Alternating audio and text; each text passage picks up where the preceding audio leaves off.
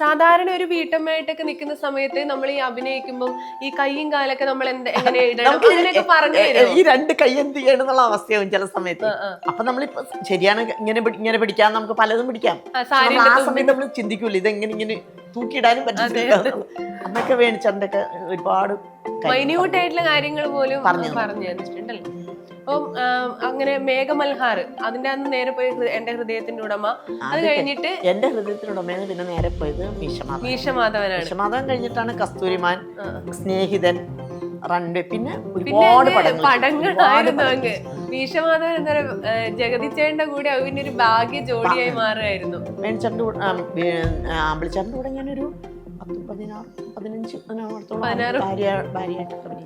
പടം ചെയ്തിട്ട് ബോറടിച്ചില്ലായിരുന്ന? ഞാൻ ചോദിച്ചിട്ടുണ്ട് അമ്പിളിച്ചേട്ടനോട്, ചേട്ടന് ബോറടിക്കില്ല, ഇങ്ങനെ ആൾക്കാർക്ക് ബോറടിക്കും എന്ന് പറയില്ലേ? അത് ബോറടിക്കൊന്നുമില്ല, കാരണം വെച്ചാൽ ഞാൻ വ്യത്യസ്തമായ ചെയ്യുന്നത്, നീ എപ്പോഴും ഒരെണ്ണം ചെയ്താലും ഞാൻ മാറ്റി മാറ്റി ചെയ്യുന്നത് അതുകൊണ്ട് അത് തന്നെ വലിയ കലാകാരനല്ല, എപ്പോഴും എന്താ ചെയ്യുന്നത് എന്നുള്ളത് നമ്മൾ നോക്കി നിൽക്കുക. അത്ര രസമായിട്ട് മാറ്റി മാറ്റി മാറ്റി ചെയ്യുമല്ലോ.